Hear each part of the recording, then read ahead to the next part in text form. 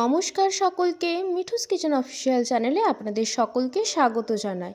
আশা করি আপনারা যেখান থেকে আমার এই ভিডিওটি দেখছেন আপনারা সকলেই ভালো আছেন এবং সুস্থ আছেন। আজকে আপনাদের সাথে একটা অসাধারণ রেসিপি শেয়ার করে নেব। শীতের দিনে কিন্তু বাড়িতে আমরা ভাত খাওয়ার সময় প্রায়শই রেসিপিটি বানিয়ে থাকি, কারণ গরম ভাতের সঙ্গে খেতে ভীষণ ভালো লাগে। কড়াইশুঁটিতে আলু পোস্ত রেসিপি। আমি কিন্তু এই রেসিপিটি পুরোপুরি নিরামিষভাবে আপনাদের সাথে শেয়ার করছি। আপনারা চাইলে কিন্তু পেঁয়াজ রসুনেরও এখানে ব্যবহার করতে পারেন, তবে আজকে রেসিপিটা আমি পুরোপুরি কিন্তু এখানে নিরামিষভাবেই শেয়ার করছি। তার জন্য আমি এখানে মিক্সিং জারের মধ্যে প্রায় 4 চামচের মতো পোস্ত নিয়েছি। তারপরে সামান্য পরিমাণ জল দিয়ে খুব সুন্দর করে একটা মিহি পেস্ট বানিয়ে নেব। আমি কিন্তু যে কোনো পোস্তই ব্যবহার করি না কেন, তার মধ্যে কিন্তু পোস্তের যতটা পরিমাণ তার থেকে কিন্তু পোস্তের পেস্টটা আমি বেশি দিতে পছন্দ করি। তার জন্য কিন্তু আমি এখানে পোস্তের পরিমাণটা একটু বেশি ব্যবহার করেছি। আপনারা চাইলে কিন্তু 4 চামচের একটু কমও ব্যবহার করতে পারেন। তারপরে আমি কড়াইয়ের মধ্যে সাদা তেল বেশ খানিকটা পরিমাণ গরম করে 3-4টে মতো আমি এখানে চেরা কাঁচা লঙ্কা দিয়েছি, আর দিয়েছি 1 চামচের মতো কালো জিরে। তারপরে কিন্তু এখানে খোসা ছাড়িয়ে টুকরো করে রাখা আলুগুলো আমি এখানে দিয়ে দিচ্ছি। পোস্তের আলু যেরকমভাবে কাটা হয় আমি কিন্তু সেইভাবেই টুকরো টুকরো করে কেটে নিয়েছি।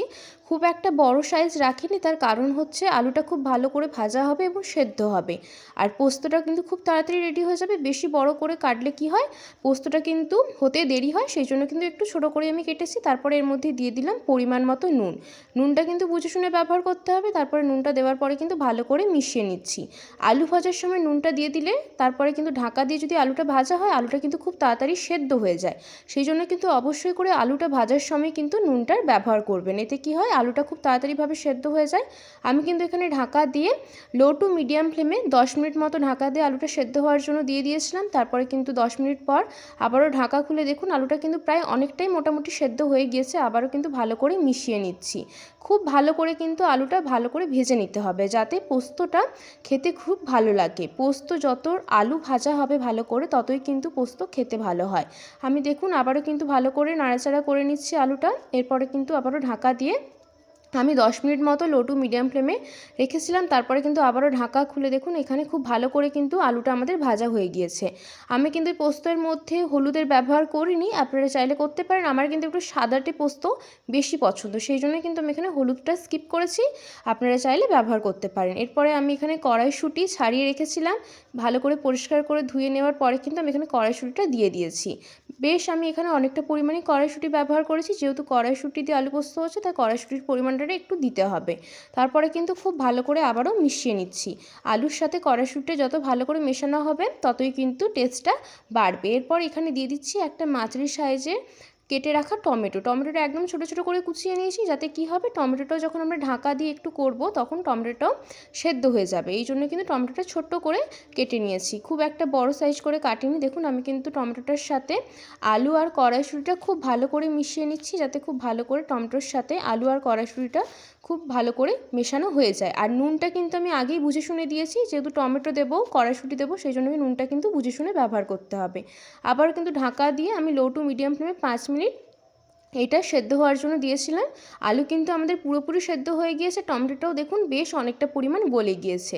যেটুকু পরিমাণ রয়েছে সেটাও কিন্তু খুব ভালোভাবে গলে যাবে, কোনো অসুবিধে নেই। এরপরে কিন্তু আমি আবারও খুব ভালো করে মিশিয়ে নিচ্ছি।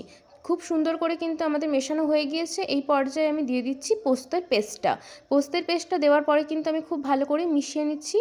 আলু, কড়াইশুঁটি, টমেটোর সাথে খুব ভালো করে পোস্তটা মিশিয়ে নিতে হবে। আর একটা কথা, আমি কিন্তু তেলের মধ্যে কালো জিরের সাথে তখনই কিন্তু চেরা কাঁচা লঙ্কার ব্যবহার করেছি। আপনারা চাইলে কিন্তু পোস্তের সাথে পেস্ট করে নিতে পারেন কাঁচা লঙ্কা, কিন্তু আমি বলবো তেলের মধ্যে কালো জিরের সঙ্গে চেরা কাঁচা লঙ্কা দিলে তার টেস্ট কিন্তু অনেকটা বেশি হয়। সেই জন্য কিন্তু আমি পোস্তের সাথে কাঁচা লঙ্কার পেস্টটা ব্যবহার করিনি, আমি কিন্তু একেবারে তেলের মধ্যে চেরা কাঁচা লঙ্কা দিয়েছি। আর আমি 4টে কাঁচা লঙ্কার এখানে ব্যবহার করেছি। আপনারা যে যেমন ঝাল খেতে পছন্দ করবেন সেই পরিমাণ মতো কাঁচা লঙ্কার কিন্তু ব্যবহার করবেন। পোস্তটা কিন্তু খুব ভালো করে আমাদের মেশানো হয়ে গিয়েছে। ঠিক এই পর্যায়ে আমি মিক্সিং জার ধোয়া জলটা দিয়ে দিলাম, মানে পোস্তের যে পেস্টটা বানিয়েছিলাম তার জার ধোয়া জলটা কিন্তু এর মধ্যে দিয়ে দিয়েছি। এতে কিন্তু টেস্টটা আরও অনেকটা বেড়ে যাবে। যে কোনো মশলার পেস্ট করার সময় সেই মশলা জার ধোয়া জলটা দিলে কিন্তু সেই রান্নার টেস্ট অনেকটা বেড়ে যায়। জলটা দেওয়ার পরে খুব ভালো করে মিশিয়ে নিচ্ছি। মিডিয়াম টু হাই ফ্লেমে আমি 7 থেকে 8 মিনিট ভালো করে ফুটিয়ে নিয়েছি, তাহলে কিন্তু আমাদের পোস্ত একেবারে রেডি হয়ে যাবে। আর একটা কথা, আপনারা চাইলে কিন্তু এখানে সামান্য পরিমাণ মিষ্টির ব্যবহার করতে পারেন, তবে আমি কিন্তু সাধারণত পোস্তে মিষ্টি পছন্দ করি না, সেই জন্য কিন্তু এখানে কোনো প্রকার চিনির ব্যবহার করিনি।